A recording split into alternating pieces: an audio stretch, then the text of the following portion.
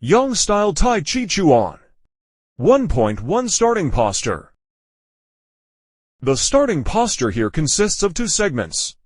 My teacher's later books combined wild horse splits main into the starting posture, but I still separate them, as my teacher taught me before, to avoid making the explanation too long.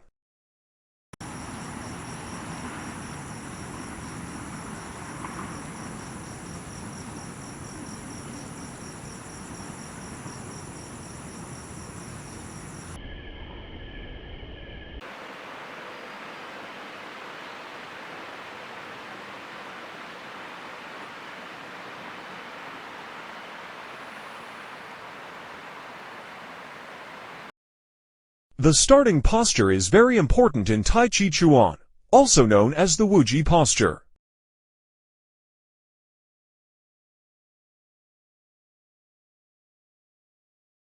Stand with your feet approximately shoulder width apart, arms hanging down.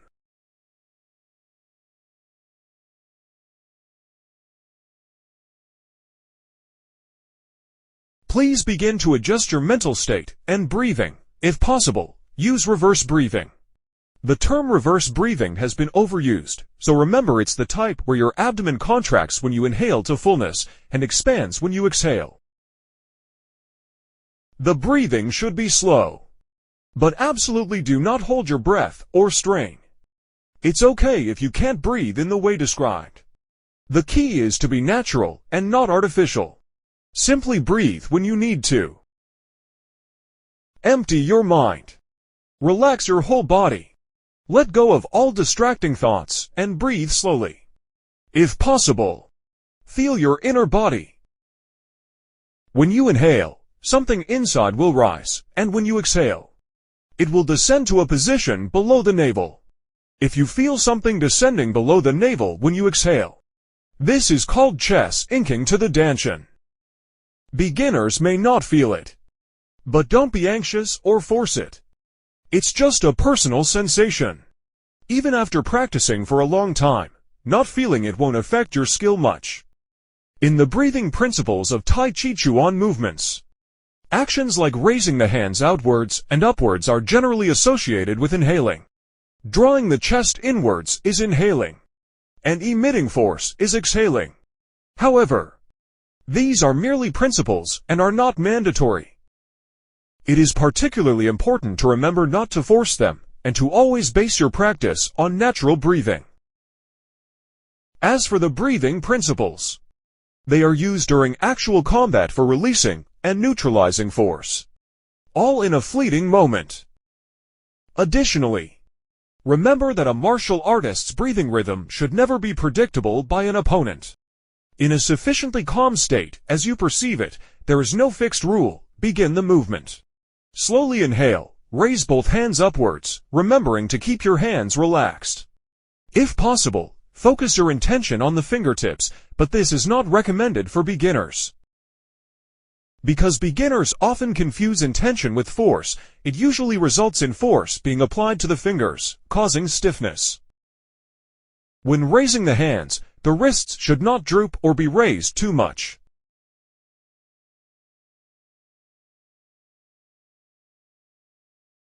Drooping the hands is a common mistake many people make.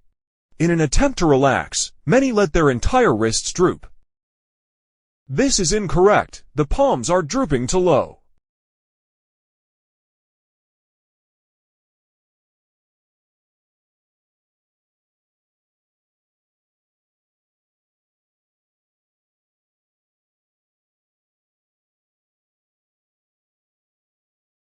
Raising the wrists too high is also a common mistake. This is incorrect. The fingers are pointing upwards.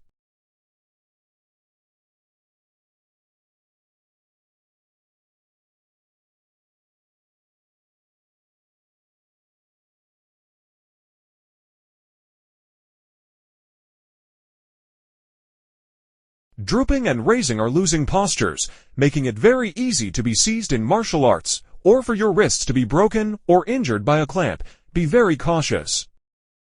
Severe warning. It is best to have all these movements guided by a professional. Perform the movements with gentle force, and do not force them if you cannot do them, as this can easily cause injury to the opponent.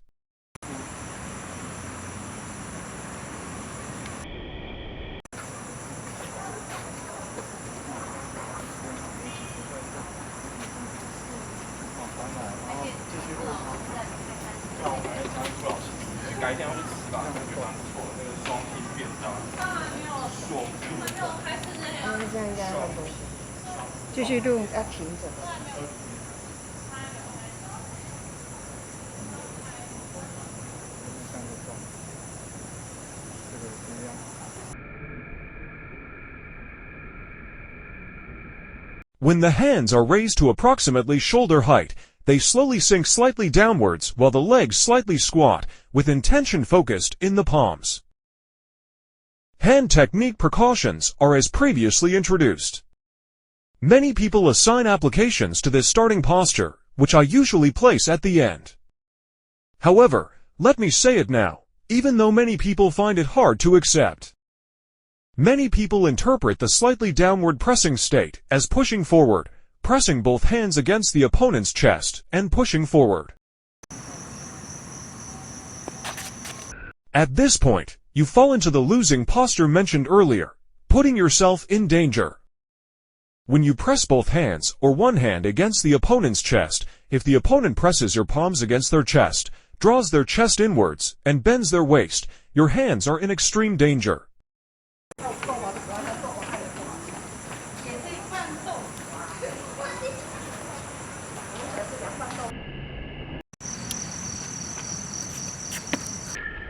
To protect my opponent while filming, I moved slowly and retreated, and even with that, you can feel the danger of the wrists being bent.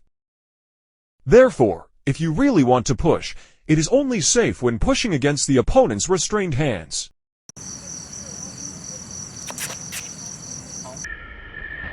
Additionally, the safest method is to use the fist instead of the palm, which is the most direct approach.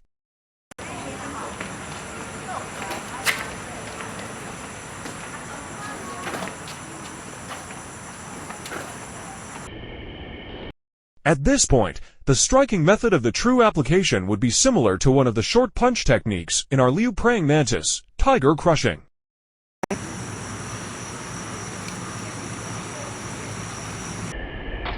Therefore, the reasonable application of the starting posture should be like this. 这是起势的用法，我们主要就是使用手的背部。 This is the application of the starting posture. We primarily use the back of the right hand to strike the opponent's elbow's rear inner side, followed by tiger crushing. 然后接着再做虎错，就打到之后做虎错，这是起势的用法。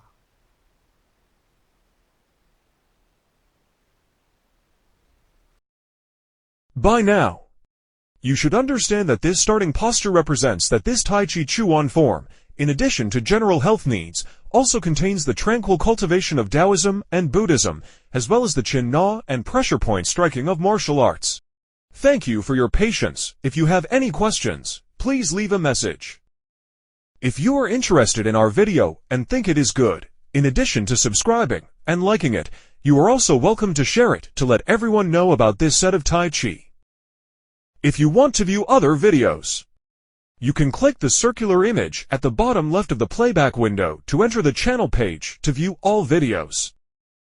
Click here.